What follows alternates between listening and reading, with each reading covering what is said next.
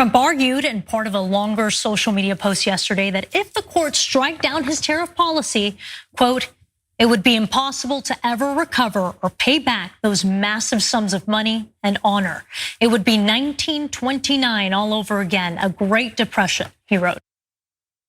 Would it be a Great Depression for the country or depression for the CEOs that President Donald Trump is trying to do favors for through his honestly increasingly unhinged tariffs policy?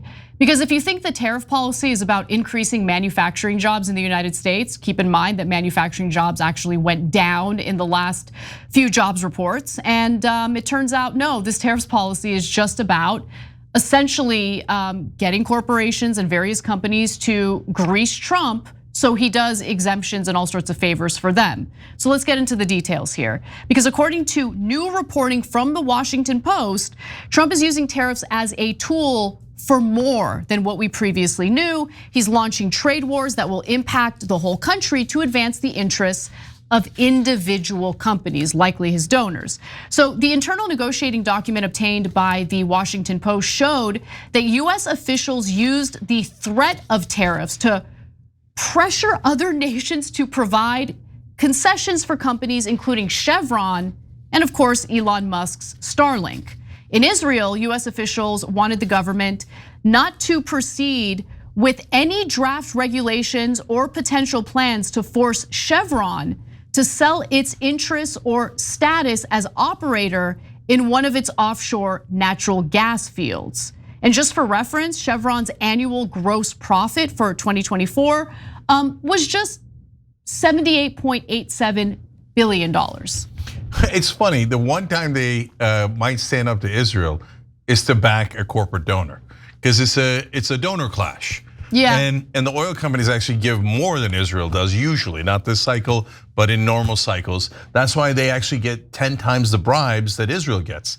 Israel normally gets 3.8 billion a year. The oil companies get $35 billion in subsidies every year. They rob us every single year to give them that money. And then Trump added another 18 billion in oil subsidies. And so they're super powerful. So they could even outbribe the Israelis, which is amazing. No, I mean, it is amazing, but also that example that I just gave you kind of shows you that the American government is willing to play hardball with Israel. Yeah, as long as there's other donor interest in mind. So it again has nothing to do with religion or governments, etc. It's just a matter of pure corruption. Right? Whoever can bribe our politicians the most gets everything they want, all at our expense. So in Lesotho, the poor African country that Trump had threatened with 50% tariffs, negotiators wanted the government to finalize deals with multiple US firms. Yeah. Oh, is that where the deal making is happening? Not at the White House. Apparently it's happening between governments and US-based companies? So guys, look, this has been around forever, and there's two phenomena that are connected to what's happening today. One is all of our trade deals sucked. Why do they suck? Because they're not written by people who are representing us. We literally have corporate lobbyists write the deals. We've documented it on TYT when all the trade deals were happening and showed it to all the documents to you guys, okay? And so the government hands it off to the corporate lobbyists. They write it. Sometimes they'll forget their name, their company's name on the documents. They give it back, and our corrupt, useless politicians then hand that in as if it's representing the American people, but it isn't. It's representing those international corporations. They're not American companies. Their shareholders are from across the world, their executives are from across the world. So those foreign corporations, those international corporations, control our government through corruption, right? So that's why our trade deals are terrible and outsource all your jobs. Second phenomenon connected from the old days is that's why we did coups. So we did a coup against the democratically elected government of Iran back in 1953 because they chose to charge us, not us, but American and British oil companies a slightly higher rate for oil because it was the oil of Iran. And they're like, well, if you want to buy it from us, you have to pay at market rates. They're like, market rates, coup his ass. And they did, and that led to a disaster, which eventually led to the Ayatollah and that regime that we have now.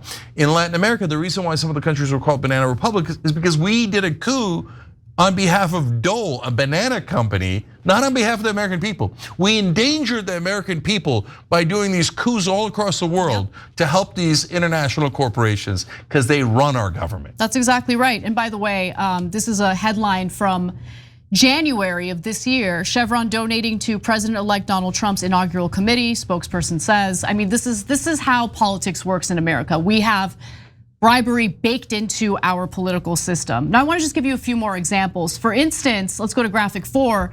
The negotiating document showed that administration officials plan to push several governments, including Taiwan, India, and Indonesia, to increase their defense spending or to buy more US military hardware. Doing a nice little favor for the defense contractors and weapons manufacturers in America, of course. And speaking of defense, the document also made clear that the Trump administration was using tariffs to further national security goals as well. They insisted, for instance, that South Korea publicly support deploying US troops to deter China and North Korea.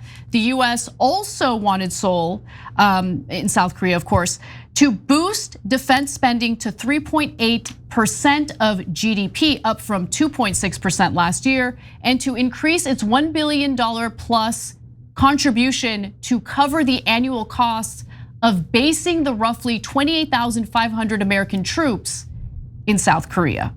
So those are two different things, and I want to split them.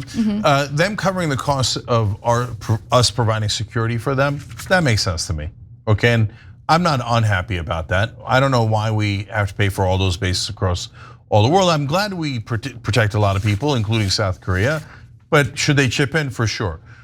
Forcing them to use our military industrial complex and buy more weapons, even if they don't want more weapons, that's just corruption. And it's not about, threatening high tariffs to increase manufacturing jobs in the United States. That's the important takeaway from this, right? This is essentially a narrative that was used to further serve the interests of corporations. That's it. I mean, that's what I'm seeing here. Yeah, and look, what a lot of people don't understand is this grassroots donors that in American politics, they're generally trying to fight this overwhelming tide. They're almost all good people trying to help, $5 at a time, $200 at a time, whatever they can afford, right? There's some mid-level donors that are good people that are also fighting against this tide. The rest of them are corporate PACs with infinite money and foreign governments with infinite money. And so it's a tsunami. And that's why our government never represents us and never will until we get money out of politics. And that's why it just frustrates me so much that the rest is just gobbledygook. Like you're never gonna represent you on any of these, on the trade deals, on forcing other governments to use our military industrial complex and our oil companies, etc., on subservience to Israel and whoever else funds our politicians. All of it is money in politics. Fightcorruption.us. Fightcorruption.us. That is a genuine group. That's Wolfpack trying to get money out of politics. They don't give a damn if you're a Republican or a Democrat or independent.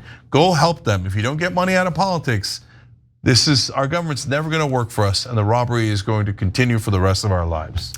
Every time you ring the bell below, an angel gets his wings. Totally not true, but it does keep you updated on our live shows.